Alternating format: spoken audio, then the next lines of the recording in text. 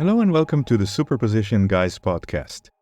My name is Yuval, and my guest today is Andrei Dragomir, CEO of Aquark Technologies.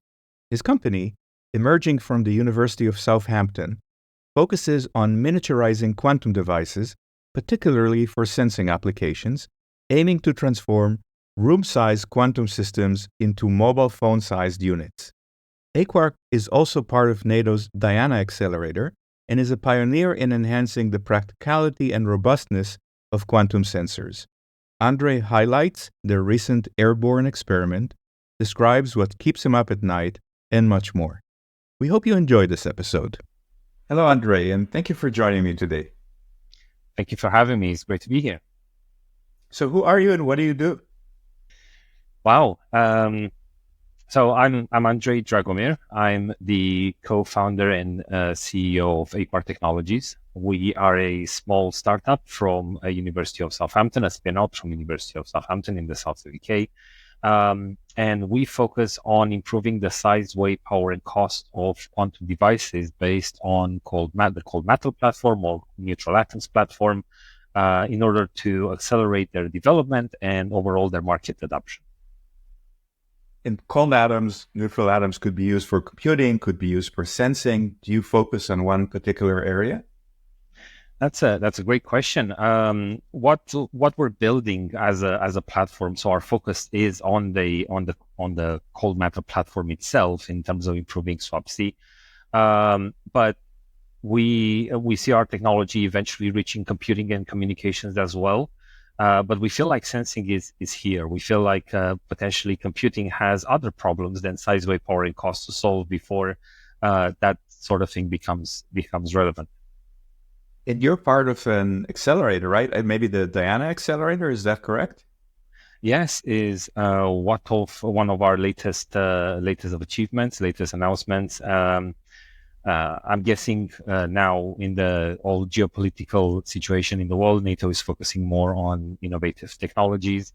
And as part of that focus, they put together the NATO Diana accelerator.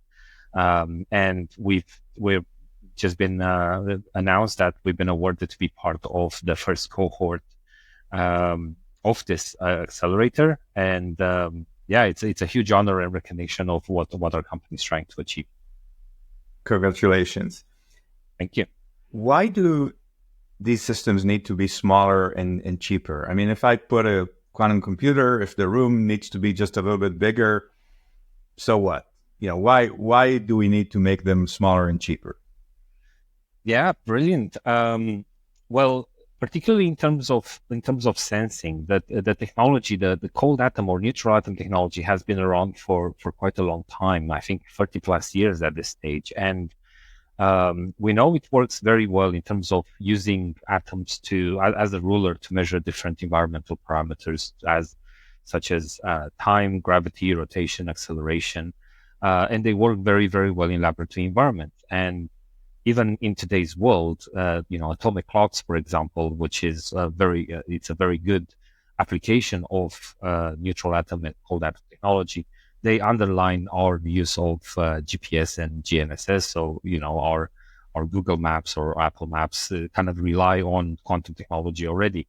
But it's hidden away. It's hidden away in a lab, and it's distributed wirelessly throughout the world. And the question is now, how can we make that even more beneficial? What if we can bring that technology outside of the hidden room and take it out in the world and actually be able to use it? And one big thing around this is the current size, weight, and power that these devices require, together with the long time requirement of learning about those systems to be able to use them, to maintain them. So we believe it is the next step in the technology phase to step outside of the lab, and our goal as a company is to really hide the magic behind the button. People that overall are going to benefit from this technology, they don't really need to know that it's quantum based.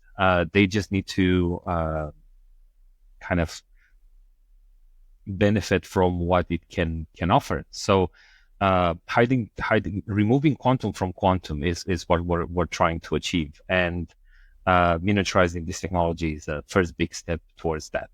And I'm assuming in terms of computing as well, in the future, I'm assuming there's going to be a lot of cloud-based platforms, but maybe someone wants to have a quantum computer locally. So when that's going to be ready to reach those type of markets, then hopefully we're going to be ready with the miniaturization solutions as well to make that happen.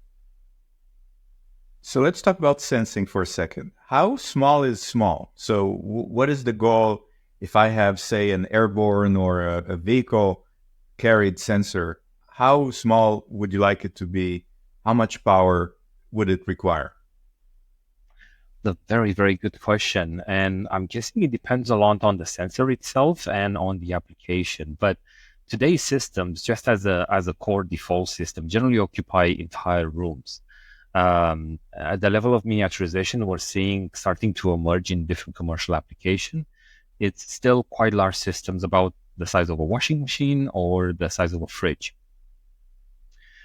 We're trying to, as a first step, push this a bit forward. And what we've created now in the company as what we call a minimum viable product for us, or a prototype, is something the size of a shoebox. It's more or less the size of a network rack, a box the size of a 19-inch network rack that contains everything required to generate a cold atom cloud. And that requires about 50 watts of power at this point in time, if I'm not mistaken, and weighs about just less than 10 kilograms.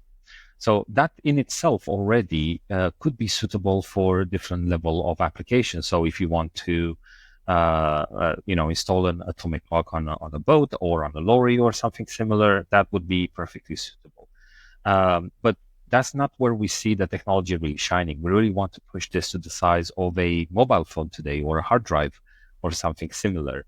And that will allow us to not only expand the applications where this technology can reach, but also enable mass production around. And I think that is the key word that this technology needs, because with mass production, you're also, as a company, going to be able to reduce the cost of it. And reducing the cost is going to be a huge drive in terms of accessibility and taking this technology to the wider world and larger markets. You mentioned applications such as gravitometer or acceleration meter or atomic clock. Putting the atomic clock aside, there are non-quantum sensors that do this, and I'm guessing they're much, much smaller. So how much better are the quantum sensors going to be to justify that additional maybe cost, space, and power consumption? It's interesting because performance is not only the only metric that surrounds this technology. The key towards neutral atoms and cold atoms is that they're always the same, no matter where you are in the universe. So devices built on this type of platform will not necessarily require calibration. And overall, beyond that, they will be able to continue to perform a continuous measurement whilst not drifting too much from their initial status. So the quality of the data that you get through is going to be much higher than what existing systems allow today.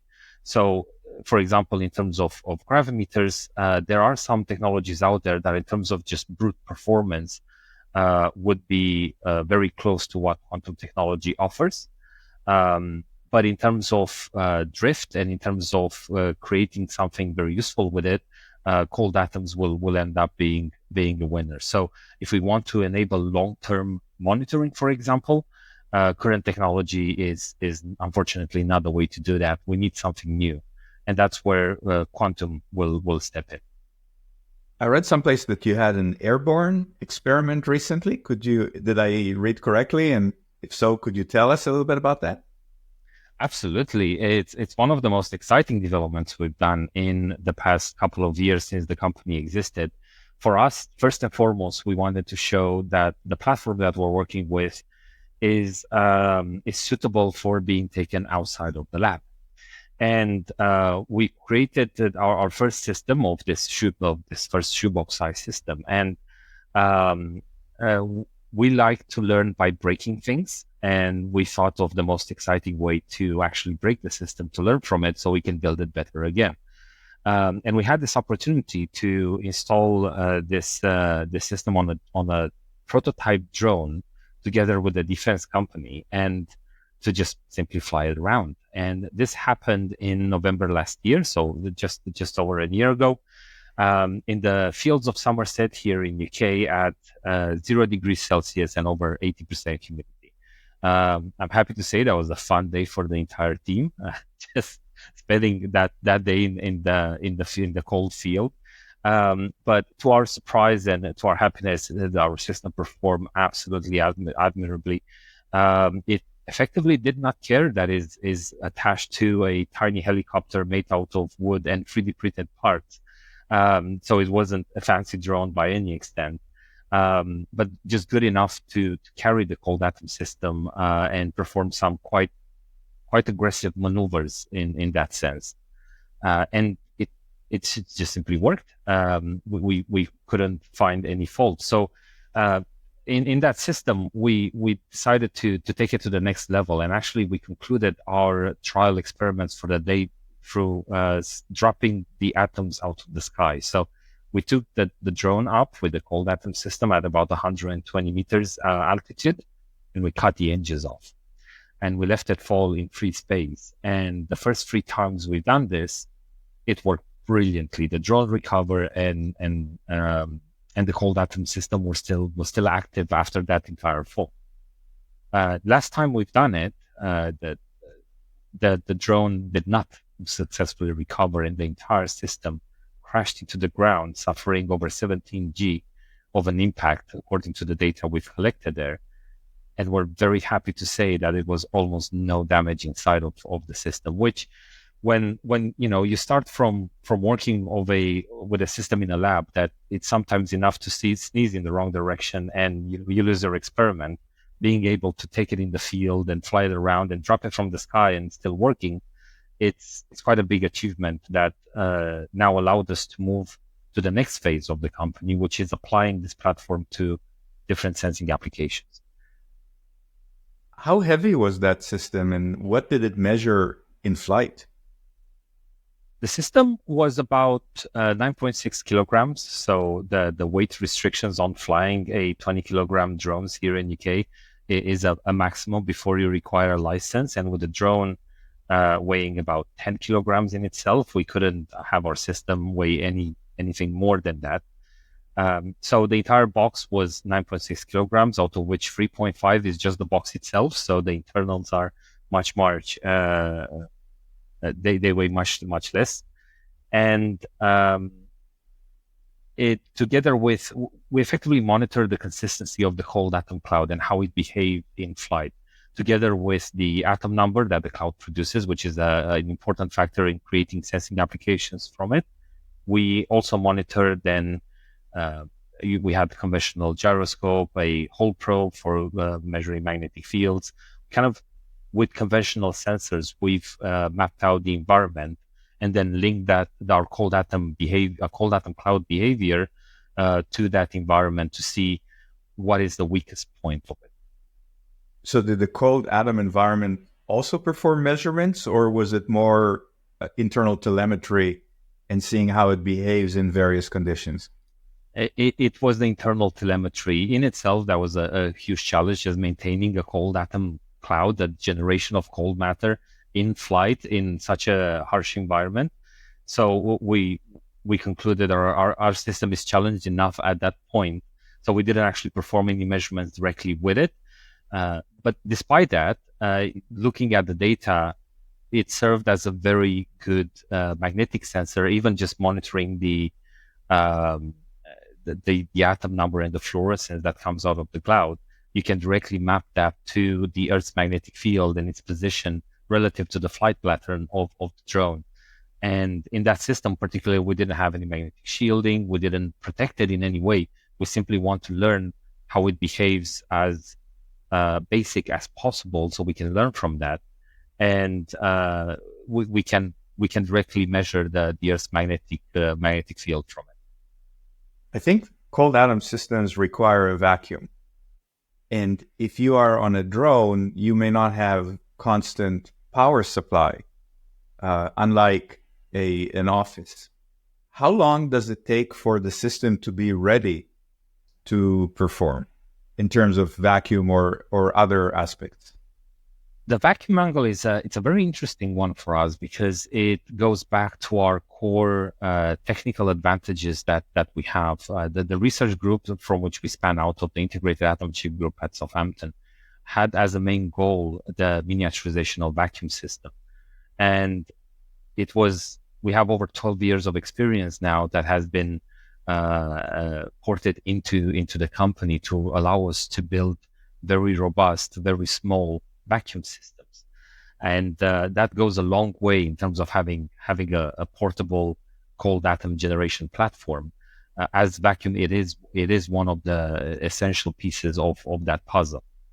And for us, we actually adopted some of the technology that's been developed at CERN in the 90s. So while CERN developed what they call thin film getters or getter film technologies to maintain an ultra high vacuum environment in the Large Hadron Collider, we kind of started from there and then redressed the technology to suit the other spectrum of vacuum, which is very, very, very small systems. And we've got pretty good at it. So actually our vacuum is constantly on. It's almost to the level of being passive at this point in time, which is one of our goals as a company in the future, to create a completely passive vacuum system that would not require any type of active pumping behind it. And it requires, because we can make them so efficient, it requires very little power. So actually running on a drone battery, the system can survive, the vacuum system can survive for days behind that. That is not the main problem. The biggest problem came out actually from the conventional sensors and computers required to interface with it. So in the box, we actually have a small Windows 10 computer, and I think that is actually our biggest power consumer. So based on just a drone battery that was installed in the system can survive for up to 3-4 hours at this point in time. And it can be ready to go in about 10 minutes from having nothing on to generating cold matter. If you open that shoebox, and I think you mentioned 19-inch size, so it's a pretty large shoes, but if you open that shoebox, what is the part that needs to be, what's the biggest part? What needs to be really miniaturized so you get more into the hard drive size sensor? That's a very, very good question. And if we were to open the box, you will notice the first thing is that it's mostly empty at this point in time. What determined the size of the box was really end user requirements first and foremost, and then our way of just putting together the puzzle, so to speak. So we've only used available off-the-shelf components for this system, for this particular system. So there's a lot of electronics inside that otherwise would not be needed if we are to focus on a custom electronic solution, for example. So just by doing that, the system size is reduced to at least half.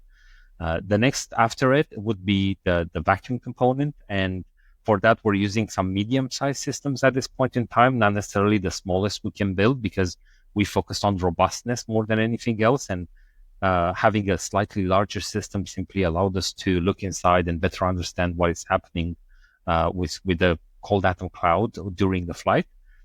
And then is the light delivery system. So for us, addressing these three components would essentially bring us to the size we want to be at, to a hard drive size. So the electronics, also making some custom solutions for that, the vacuum system, and then the light delivery for either the adoption of photonic integrated circuits or micro tips assembly. Then that will bring us to the hard drive size we're envisioning. It sounds like a scary proposition to take a prototype, put it on a drone, cut the engine off, and cross the fingers that it survives. But congratulations on pulling that off. Tell me a little bit about the company. How large are you? How are you funded? Anything that you can share? Absolutely, and thank you. It was an interesting endeavor, but as I mentioned before, we like breaking things, so we're going to continue on doing this type of stuff. The company was created in 2021. Actually, on the 16th of May, we received our first investment. We are supported now by an incredible group of angel investors that are also acting as our mentors. Both founders, both myself and Alex, my co-founder, come from a scientific background. So we had to change our core and our way of viewing the world to take on a leadership position in the company and actually make it happen. And since then, we've been running for a long time in with a team of 4. So kind of the flight experiment and all that was done with a very small team. And just recently, in the last couple of months, we've now increased to a team of 10 full-time employees and a much larger family in terms of part-time engagements and other contractors that are helping deliver our vision overall. So it's growing fast. It's quite an adventure. And we're still learning as well in the process ourselves as founders. From the Diana accelerator, is it just money, or do you feel that you're getting additional value? Actually, I think the money, it's the least interesting part from that. It does come with a bit of, I think it's a 100,000 euro ticket to support in our development.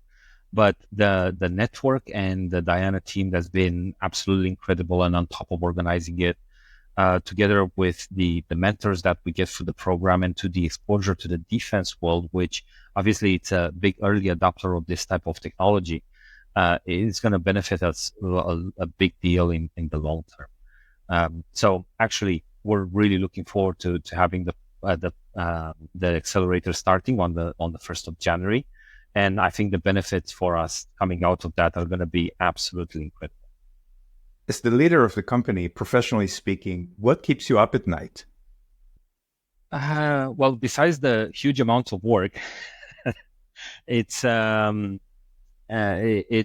lot actually. It's difficult to pick, but generally making sure that our team and that the company has a chance to try and innovate as most as possible and deliver this system to a first market is probably the biggest concern. Like seeing this technology out of the lab is the big win that I personally want to get out of it, and that is generally what keeps me up at night.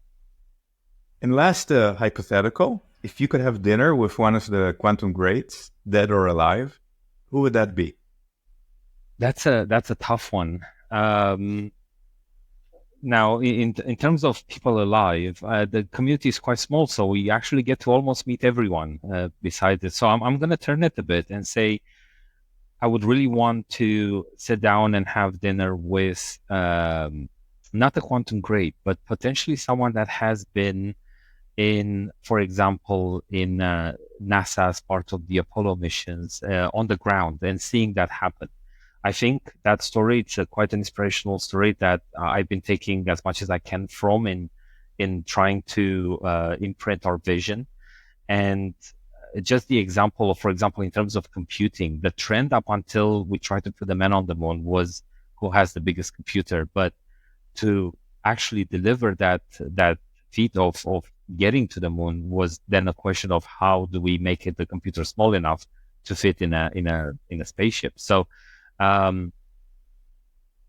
that created a turn point for how technology was viewed, and it eventually resulted with us walking around with smartphones. So dragging that analogy to what we're trying to do today is definitely not landing a man on the moon, but we're very excited about what this technology can offer in terms of applications that haven't yet been thought of.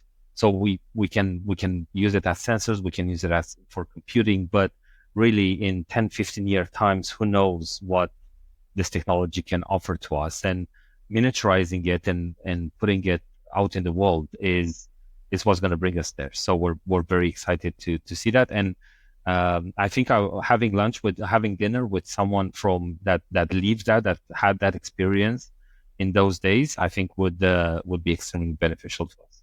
I'm going to have a lot to learn from. I do love the lunar lander analogy because I think their computer had 70 kilobytes of program memory, And when we speak today about small quantum computers and what you could do with them, we say, well, a man landed on the moon and got back with 70 kilobytes. So you can do a lot with a little if you're motivated enough.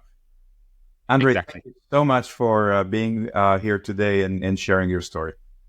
Thank you very much for having me. It was absolutely amazing. Thank you.